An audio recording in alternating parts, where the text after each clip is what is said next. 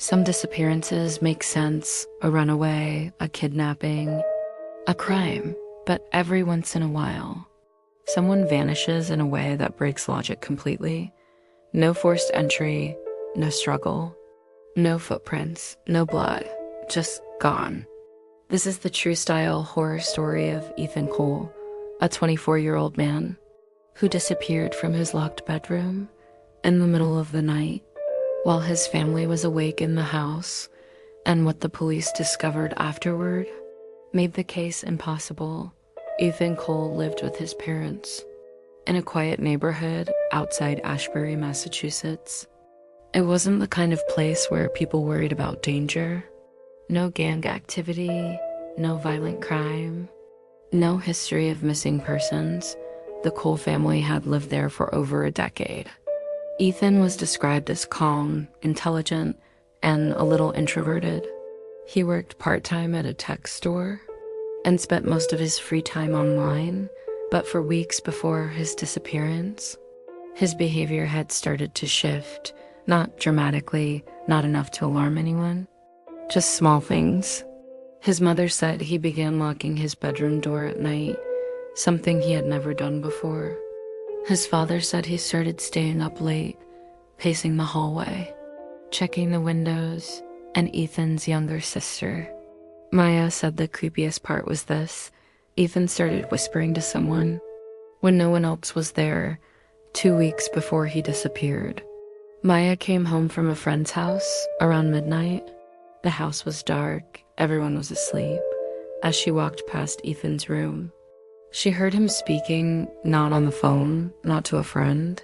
He was whispering fast and nervous. Maya paused, pressed her ear against the door, and she heard Ethan say, "Stop, please, stop doing that.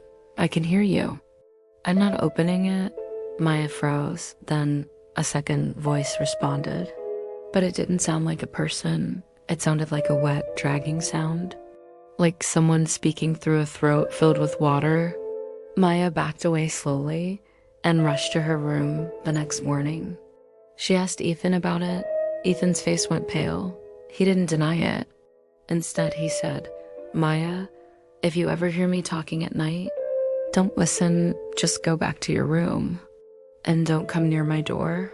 Maya laughed nervously, but Ethan didn't smile. Then he said something that stayed in her head for the rest of her life. "It's not in my room, it's in the walls." Ethan's parents assumed it was stress, maybe paranoia, maybe depression, maybe something mental. They offered therapy. Ethan refused. He stopped eating at the dinner table. He kept his lights on all night, and he began pushing furniture against his bedroom door. His father got angry one evening. He knocked hard. "Ethan, what is going on in there?" Ethan didn't answer. His father forced the door open. The room smelled strange, like metal, like old rainwater. Ethan was sitting on the floor, staring at the corner of the room. His computer was on, but the screen was blank. His father followed Ethan's eyes and saw something that made his throat tighten. The wallpaper in the corner was moving, not peeling, not fluttering, moving like something was pressing from behind it. A slow bulge, a soft pulse. His father stepped closer. Ethan suddenly screamed, "Don't touch it." His father jumped back. The bulge stopped. The wallpaper became still again. Ethan's father backed out of the room, shut the door, and told himself it was nothing. But that night, he woke up at 3:11 a.m. because he heard scratching, not from the attic, not from the basement, from inside the walls. And it sounded like fingernails dragging across wood. The night Ethan disappeared was a Tuesday. It was raining. The family had dinner together. For the first time in weeks, Ethan seemed normal. He even laughed once, but the laugh was forced, like he was pretending. After dinner, Ethan went upstairs. His mother heard him lock his door. His father stayed downstairs watching TV. Maya was in her room texting. At 1:47 a.m., Maya woke up to a sound. A soft knock, not on her door, on Ethan's wall. 3 knocks.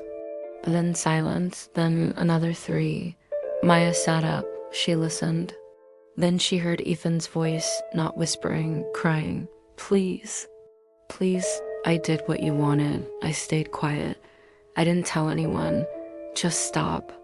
Then a sound came from the wall, a deep, hollow thump, like someone hitting me inside of a coffin. Maya ran out of bed, ran to Ethan's door. She tried the handle. Locked. She pounded. Ethan, open up. No answer. Then she heard a sound that made her blood turn cold. It was a voice. Not Ethan, not her parents. A voice coming from inside Ethan's room. And it said calmly, "He's ready." Maya screamed, ran downstairs. Woke her parents. All 3 ran up together. Ethan's father tried to force the door. It wouldn't budge. So he kicked it once, twice, 3 times. The door finally burst open, and Ethan's room was empty. Ethan's bed was untouched. His phone was on the desk. His wallet was there. His shoes were neatly placed by the closet.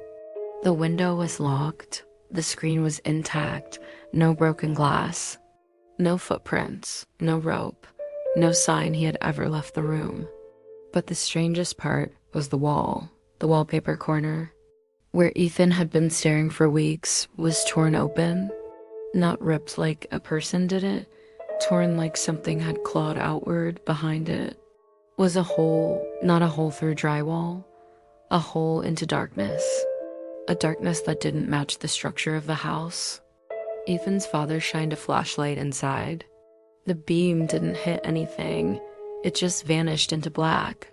Like the hole wasn't inside the wall, like it was a doorway into somewhere else. Then the flashlight flickered, and a sound came from the hole. A slow inhale, like something breathing in from the other side. Ethan's father stumbled back. His mother collapsed. Maya started crying. They called 911. The police arrived within minutes. They searched the entire house, attic, basement, yard, nothing. Then they examined Ethan's room, and when they saw the hole, even the officers went quiet. The official report listed Ethan as a missing person, but privately. The police treated it like a crime scene. They brought in dogs. The dogs refused to enter Ethan's room. They barked and pulled away. They brought in a structural inspector. The inspector said the wall didn't make sense. There should have been insulation and studs. Instead, behind the wallpaper was empty space. Like the house had a hollow cavity that wasn't on any blueprint. Then a detective asked the most important question. How long has that hole been there? Maya answered. It wasn't a hole before, it was moving like something behind it. The detective stared at the wall, and for a moment, he swore he saw the darkness shift, like it was watching them that night. The police sealed Ethan's room. They placed tape on the door and left. The Cole family didn't sleep. At 3:11 a.m., they heard scratching again from inside the wall, but this time it wasn't random. It was spelling something slow, deliberate, like a code. Maya recorded it on her phone. Later, she played it back, and she realized something terrifying. It was Morse code, and it was repeating one message, "Let me out," 3 days later. The police returned, but Ethan's room had changed. The hole in the wall was gone, not patched, not repaired, gone. The wallpaper was perfect, smooth, like nothing had ever happened. The officers accused the family of making it up, but Maya showed them the recording. The detective listened. His face went stiff because he recognized something. He had heard that same Morse code before, years earlier, in another case.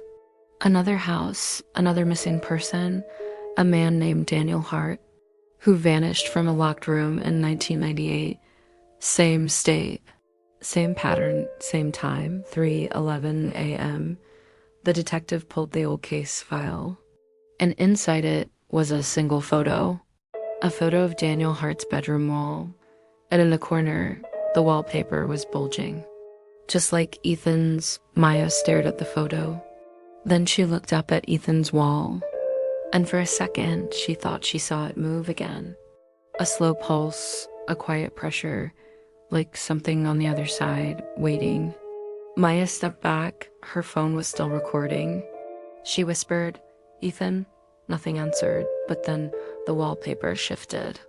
Just slightly, like a breath, and from inside the wall, a sound came through, soft, wet, and familiar. It wasn't a monster's voice. It wasn't a stranger.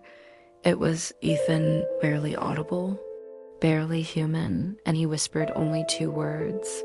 "Don't open." Maya's blood turned cold because Ethan's bedroom door was still locked. And Ethan's voice was coming from inside the wall.